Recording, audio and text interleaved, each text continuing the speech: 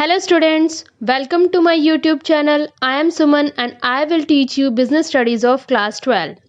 As we are having a target to complete the syllabus of business studies of class 12 in just 35 days on my YouTube channel, watch one video daily and you don't need to touch the book. So we are starting with the part 2 today and I have already uploaded part 1 of this video on my channel. So let's start with learning with complete understanding. So part 1 of chapter 1 is uploaded earlier on my channel. Link is given in description below. This is the syllabus of class 12 business studies. We are starting with the chapter 1 and this is the part 2. Topics are nature of management और nature of management में हम क्या क्या अलग topics पढ़ने वाले हैं. Number 1 is management as a science, management as an art, management as a profession. And the second topic is levels of management, top level, middle level and lower level. So come to the topic nature of management. Nature of management में हम क्या 3 तरह से पढ़ रहे हैं कि nature of management कैसा है. क्या हम इसको साइंस कहेंगे, क्या हम इसको आर्ट कहेंगे, क्या हम इसको प्रोफेशन कहेंगे. तो सबसे पहले हमें ये जानना जरूरी है कि साइंस क्या है और आर्ट क्या है और प्रोफेशन क्या है. साइंस क्या है? Science is a systematized body of knowledge which explains general truths. एक सिस्टेमेटिक बॉडी है नॉलेज की जिसको सब स्टूडेंट्स लर्न करते हैं. साइंस को जानने के लिए आप उसकी नॉलेज गेन करते हैं क्योंकि उसमें सब क्या है, जनरल ट्रुथ्स हैं. यानी उसमें अगर आपको बता दिया गया this is the cause then this will the effect, दो वो डेफिनेट है कि वो जो कॉज होगा उसकी वजह से जो इफेक्ट का रिजल्ट आना है वो हमेशा वही सेम ही रहेगा. सो क्या मैनेजमेंट साइंस है, इसके बारे में हम नेक्स्ट स्लाइड में पढ़ेंगे. Next is as an art. Art क्या है जिसकी वजह से हम मैनेजमेंट को आर्ट कहना चाहते हैं. आर्ट एक क्या है, skilful and personal application of existing knowledge. जो हम पहले क्या लेते हैं, नॉलेज गेन करते हैं. इफ लेडीज अगर कुकिंग भी करती हैं तो पहले नॉलेज गेन करती हैं, उसके बाद कुक करती है. लेकिन क्या आपने कभी नोटिस किया है कोई भी 2 पर्सन्स की कुकिंग का टेस्ट सेम होता है? नहीं होता. तो इसका क्या एग्जाम्पल हमें मिला कि कभी भी जो भी आर्ट होती है उसकी पहले नॉलेज गेन की जाती है लेकिन उसमें उसकी पर्सनल स्किल्स होती हैं जिसकी वजह से उनकी जो आर्ट की रिजल्ट है वो डिफरेंट होती है, सेम नहीं होती. सो क्या मैनेजमेंट आर्ट है, ये जानने के लिए हम नेक्स्ट स्लाइड देखेंगे. Now coming to the profession. अब हम मैनेजमेंट को प्रोफेशन क्यों कह रहे हैं? Occupation backed by training and specialised knowledge. अब ये एक ऑक्यूपेशन है मैनेजमेंट, उसमें एक ट्रेनिंग भी लेनी पड़ती है, एक नॉलेज भी लेनी पड़ती है. सो हमने 3 पार्ट्स में सोचा है मैनेजमेंट को कि मैनेजमेंट क्या साइंस है, मैनेजमेंट क्या आर्ट है, मैनेजमेंट क्या प्रोफेशन है. ये इस डायग्राम में कहीं भी डिफाइन नहीं हो रहा है कि मैनेजमेंट के नेचर में साइंस भी है, आर्ट भी है, प्रोफेशन भी है. अभी हमने सिर्फ ये जाना है कि साइंस क्या होती है, साइंस की मेन फीचर क्या है जिसकी वजह से हम मैनेजमेंट को साइंस कह सकते हैं, आर्ट की ऐसी क्या फीचर होती है जिसकी वजह से हम मैनेजमेंट को आर्ट कह सकते हैं, और प्रोफेशन की ऐसी क्या फीचर होती है जिसकी वजह से हम मैनेजमेंट को प्रोफेशन कह सकते हैं. Let's know about that. Firstly we will come to know about management as an art. जैसे कि मैंने आपको पहले बताया है कि इसमें स्किल्स यूज होती हैं, पर्सनल स्किल्स, यानी कि हर व्यक्ति की अपनी अलग स्किल्स होती है जो उसमें डालता है. ये कोई परमानेंट नहीं होती कि किसी को कहा गया है कि ये रीजन है बटन दबाने से फैन ऑन होगा तो फैन ही ऑन होगा. ये स्किल्स के बारे में होता है, उसकी पर्सनल एप्लीकेशन होती है और जो उसने पहले से उसके बारे में नॉलेज ली होती है उसके बारे में. सो फर्स्ट पॉइंट आर्ट का क्या कह रहा है, existence of theoretical knowledge. Yes, ये फीचर मैनेजमेंट में भी है. हमें मैनेजमेंट में भी नॉलेज गेन करना जरूरी होता है तभी हम उसको आर्ट कह सकते हैं. The second point is personalised application, यानी कि वो अपने तरीके से, एक मैनेजर अपने तरीके से एम्प्लॉयज से वर्क डन कराता है. तो ये भी होता है मैनेजमेंट में और ये आर्ट की एक फीचर है, तो हम मैनेजमेंट को आर्ट कह सकते हैं इन दोनों फीचर्स के according. The third point is based on practice and creativity. अब ये बार बार मैनेजर क्या करता है, जितना ज़्यादा एक्सपीरियंस होगा मैनेजर को वो उतने ज़्यादा अच्छे से मैनेज कर सकता है अपने काम को और एम्प्लॉयज से काम करवा सकता है। तो ये फीचर भी मैनेजमेंट में अप्लाई होती है। So we can say very easily कि मैनेजमेंट एक आर्ट है। So let's come to know, क्या मैनेजमेंट साइंस भी है? हम मैनेजमेंट को साइंस भी कह सकते हैं क्या? Science is a systematized body of knowledge. हमें नॉलेज लेनी पड़ती है मैनेजमेंट की और साइंस की भी लेनी पड़ती है। तो फर्स्ट फीचर क्या कह रही है? सिस्टेमेटाइज्ड बॉडी ऑफ नॉलेज। ये फीचर तो साइंस की प्रेजेंट है। देखो मैंने इसमें मार्क किया हुआ है ब्लू एरो से कि ये प्रेजेंट होती है ये feature. The second point is principle based on experiments and observation. अब जितनी भी एक्सपेरिमेंट्स होती हैं, ऑब्जर्वेशन होती हैं जो साइंस में की जाती हैं, वो भी मैनेजर अप्लाई करके देखता है अपने प्रैक्टिकल लाइफ में। बट ये हमेशा अप्लाई नहीं होती। मीन्स अगर उसने 10 नंबर ऑफ पीपल पे कोई एक्सपेरिमेंट किया, कोई एक पॉलिसी अप्लाई किया, रूल अप्लाई किया और जो रिएक्शंस उनका मिला, जो आउटपुट मिला, ज़रूरी नहीं है दूसरे 10 नंबर ऑफ पीपल के ग्रुप से भी वही उसको रिजल्ट मिलेगा। तो एक्सपेरिमेंट भी है, ऑब्जर्वेशंस भी हैं, लेकिन ये नहीं कह सकते कि वो परमानेंट है और वो ऑलवेज वैसा ही रिएक्ट करने वाले हैं, वैसा ही रिजल्ट देने वाली है। इसीलिए इसको हम पार्शियली प्रेजेंट कहते हैं। प्रेजेंट है बट पूरी तरह से प्रेजेंट नहीं है। सेकंड फीचर हमें ये बताती है कि मैनेजमेंट साइंस है बट पूरी तरह से साइंस हम नहीं कह सकते। The third feature is universal validity. Scientific principles have universal validity and application. अब ये साइंस क्या कहती है कि एक बार उन्होंने एक रिजल्ट बना दिया, जो भी उन्होंने साइंस का एक्सपेरिमेंट किया या डिटेल दी, कोई मेडिसिन बनाई, कोई इलेक्ट्रिसिटी की कोई भी इक्विपमेंट बनाया, तो वो कहेंगे कि आपने स्विच ऑन किया तो वो मशीन चलेगी ही चलेगी। ह्यूमंस मशीन्स नहीं होते। ये मैनेजमेंट है, ह्यूमंस से रिलेटेड है, ह्यूमन से वर्क डन कैसे कराया जाना चाहिए। That's why we can not say universal validity. हर पर्सन की अलग मेंटालिटी और साइकोलॉजी होती है, उसी के अकॉर्डिंग वो वर्क करता है। दैट डजंट मीन कि हमने एक व्यक्ति को जिस तरीके से ट्रीट किया और जैसे उसने रिएक्ट किया वो हर सिचुएशन में वैसा ही होगा। मान लो कोई प्रोडक्ट अगर मार्केट में लॉन्च करते हैं, तो अगर उस प्रोडक्ट को लॉन्च करने से हर पर्सन को वो प्रोडक्ट पसंद आए ये ज़रूरी नहीं है, और हर पर्सन उसको रिजेक्ट कर दे ये भी ज़रूरी नहीं है। तो यूनिवर्सल वैलिडिटी तो हम नहीं कह सकते हैं। तो ये फीचर साइंस की मैनेजमेंट में प्रेजेंट नहीं है। दैट्स वाई हम क्या कहते हैं, यहाँ आप एक लाइन देखेंगे, principle of management are not as exact as the principles of pure science. तो ये प्योर साइंस हम नहीं कहेंगे। So it may be called an inexact science. इसको इनएग्जैक्ट साइंस कहेंगे। It's not a science. So come to the next slide, management as profession. अब management profession है क्या? प्रोफेशन क्या होता है? Occupation for which specialise knowledge. आपको इसके लिए स्पेशलाइज नॉलेज चाहिए, साइंस में भी चाहिए, आर्ट में भी चाहिए और मैनेजमेंट में भी चाहिए। तो प्रोफेशन की ये फीचर जा रही है। फर्स्ट फीचर क्या कह रही है? Well defined body of knowledge. Knowledge चाहिए, प्रोफेशन में भी एक नॉलेज चाहिए, मैनेजमेंट में भी एक नॉलेज चाहिए। तो ये फीचर हम कह सकते हैं इस फीचर की वजह से कि मैनेजमेंट एक प्रोफेशन है। So come to the next point, restricted entry. क्या ये इसकी एंट्री रिस्ट्रिक्ट है? अगर आपने कोई नॉलेज गेन नहीं किया या फिर ऐसे कोई रूल्स हैं जिन रूल्स को आपको फॉलो करना है उसके बाद ही आप मैनेजर बन सकते हैं, ऐसा कोई भी रूल नहीं है कि कोई स्पेशली क्वालिफाइड पर्सन ही बनेगा मैनेजर। कोई भी मैनेजर बन सकता है। आज के टाइम में भी अभी स्टार्ट हो गया है ये रूल्स बनना कि जो भी एमबीए करेगा उसी को ही मैनेजर बनाया जाएगा। बड़ी बड़ी ऑर्गेनाइजेशन उसी को एक्सेप्ट कर रही हैं, बट ये रिस्ट्रिक्टेड नहीं है कि एमबीए नहीं कर सकते तो आप वेल मैनेजर नहीं बन सकते। सो ये फीचर मैनेजमेंट की अभी मैच नहीं कर रही है प्रोफेशन के साथ। The third point is professional association. अब जैसे कि रिस्ट्रिक्टेड एंट्री में हमें पता चला कि कुछ एमबीए पीपल ही उसको हमको कर सकते हैं, तो उनकी एसोसिएशन होती है, वो कुछ रूल्स बनाते हैं एक दूसरे की हेल्प के लिए और उनका कोड ऑफ कंडक्ट होता है।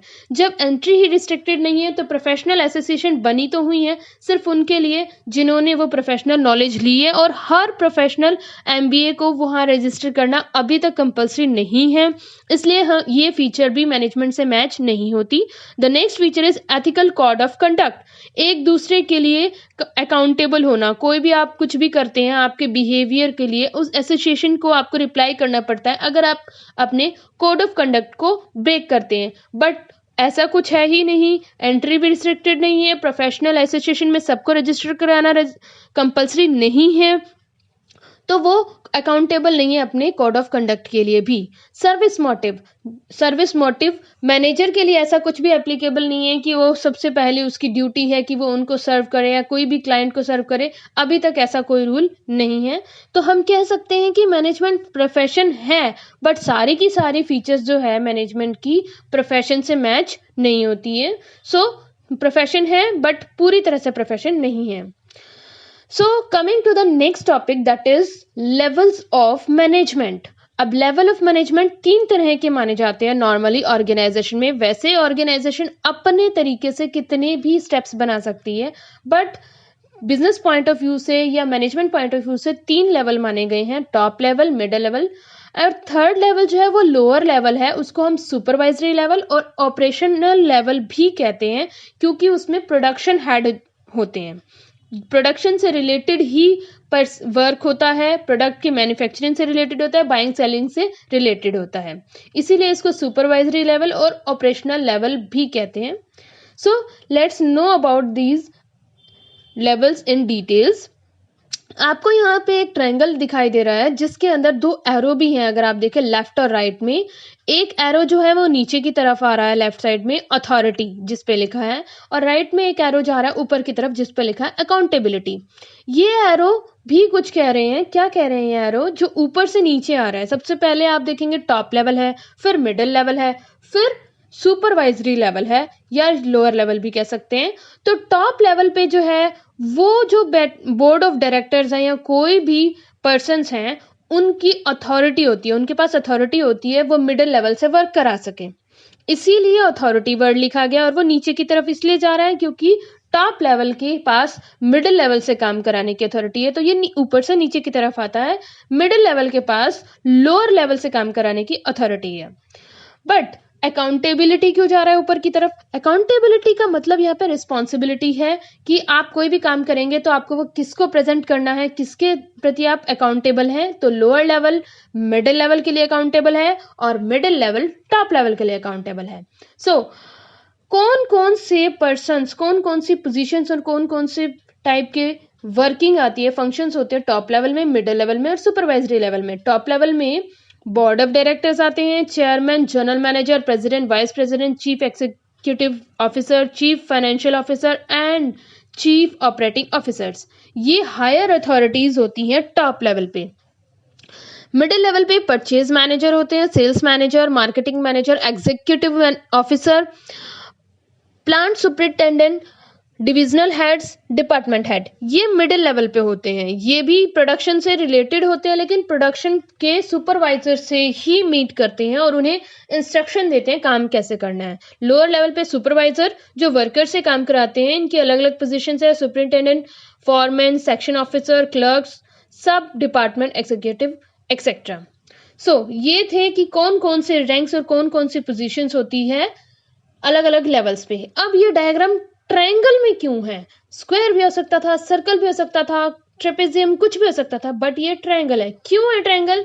क्योंकि आप नोटिस करेंगे जो टॉप लेवल पे होगा उसमें ज्यादा पर्सन्स होंगे या लोअर लेवल पे होगा उस पर ज्यादा पर्सन्स होंगे। ऑब्वियस ज्यादा लोगों को ही थोड़े लोग मैनेज करेंगे। 10 पर्सन्स को लीड कौन करेगा? 1 पर्सन करेगा ना। 10 पर्सन्स को 20% तो लीड नहीं कर सकते, इसलिए ये डिफाइन कर रही है ट्रायंगल कि जो टॉप लेवल पे है वो नंबर ऑफ पीपल कम होंगे in comparison to middle level, middle level पे नंबर ऑफ पीपल कम होंगे in comparison to lower level. That's why ये डायग्राम ट्रायंगल में बनाया गया है।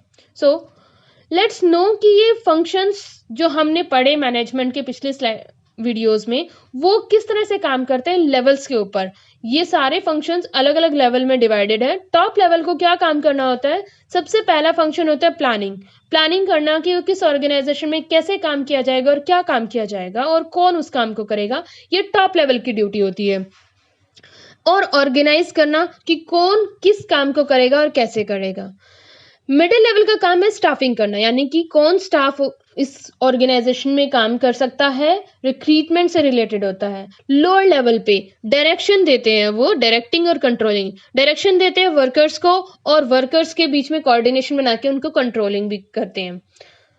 सो डिफरेंट डिफरेंट लेवल्स पे क्या क्या एक्टिविटीज होती हैं, उनके क्या स्पेसिफिक फंक्शंस हैं, इसको हम डिटेल में पढ़ेंगे।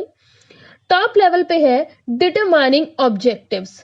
प्लानिंग का ही पार्ट है, पहले ही डिसाइड कर लेंगे कि ऑर्गेनाइजेशन का ऑब्जेक्टिव क्या है, वो प्रॉफिट अर्न करना चाहते हैं या सर्वाइवल चाहते हैं या ग्रोथ चाहते हैं या नया प्रोडक्ट लॉन्च करना चाहते हैं, नई ब्रांच बनाना चाहते हैं, ये पहले से ही डिसाइड कर लिया जाता है। सेकेंड पॉइंट है framing plans and policies.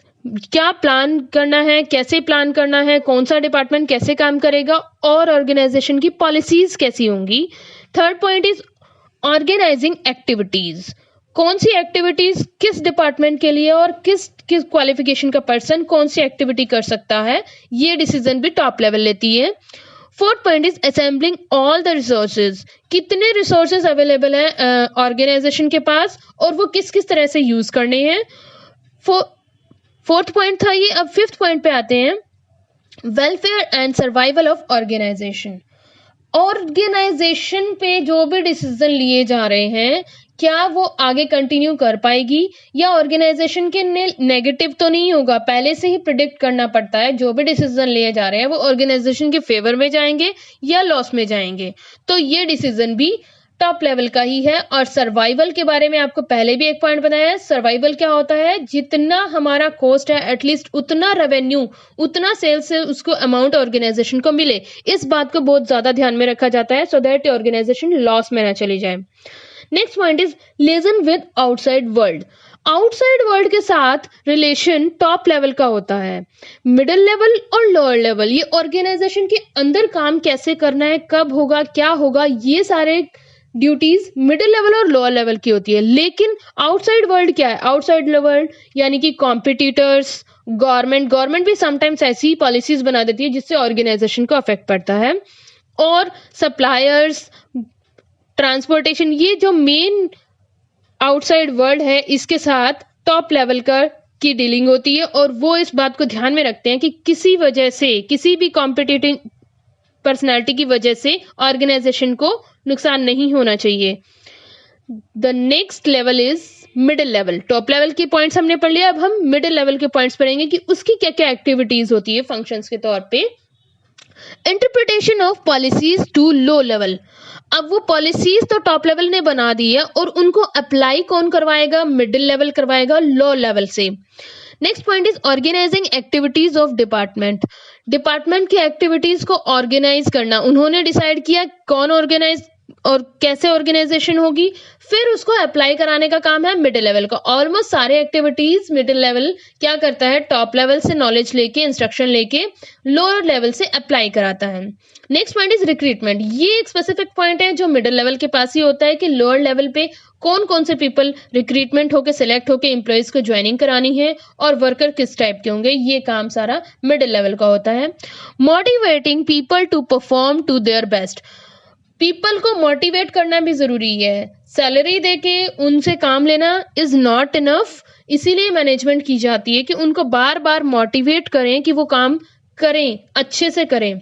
Next point is controlling and instructing employees. अब ये एम्प्लॉयज किन के टच में है, मिडिल लेवल के टच में लोअर लेवल है, तो उनको कंट्रोल करना, उनको इंस्ट्रक्शन देना, कौन सी पॉलिसी अप्लाई होगी, कौन सी एक्टिविटीज किस पर्सन से, किस क्वालिफाइड पर्सन से करानी है, किस टाइम पे कितने प्रोडक्ट्स रेडी हो जाने चाहिए, ये सारी ड्यूटीज मिडिल लेवल की है, उनको इंस्ट्रक्शन देने की। Next point is cooperate with other departments. वो डिफरेंट डिपार्टमेंट के साथ कोऑपरेशन करें।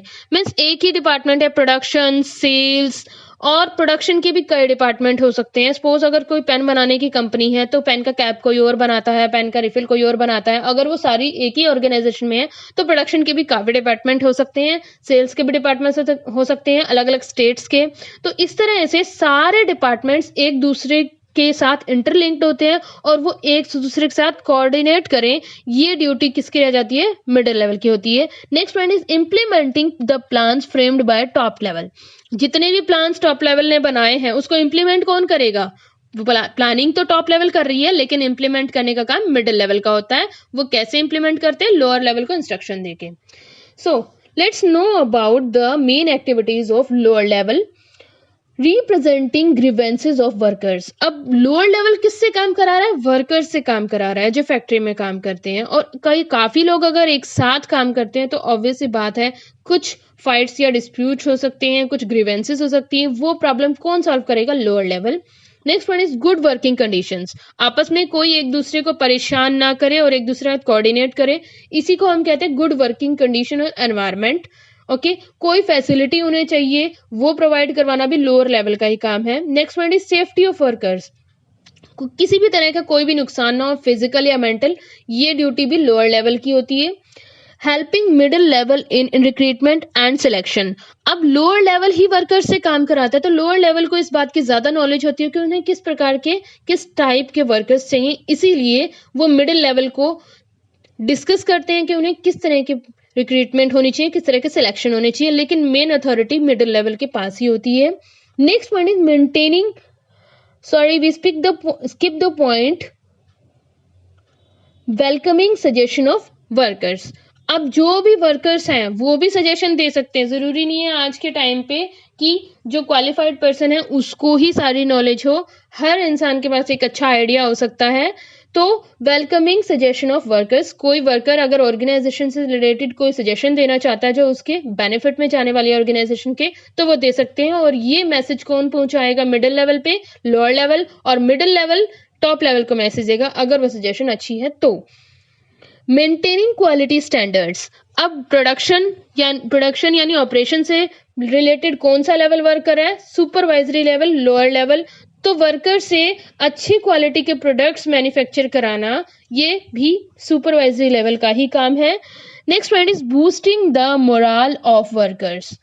वर्कर्स अगर अच्छा काम करते हैं तो उनका मोरल भी बूस्ट करना चाहिए कि वो सबसे अलग काम कर रहे हैं, कुछ मेहनत कर रहे हैं, तो उनको मोटिवेट करना चाहिए या फिर उनको रिवार्ड भी दे सकते हैं सो दैट कि वो अपने अच्छी क्वालिटीज को मेंटेन करके रखे और बाकी वर्कर्स भी उनकी तरह बनना चाहें। Next point is minimising the wastage of materials. अब वेस्टेज कम से कम हो, कोई भी केयरलेसनेस ना हो, ये ड्यूटी भी लोअर लेवल की ही होती है। ये थी मेन एक्टिविटीज या मेन फंक्शंस कह सकते हैं जो डिफरेंट लेवल अपने लेवल पे करते हैं। So thank you for watching this video. Stay connected to get more videos. Please subscribe my channel, like, comment.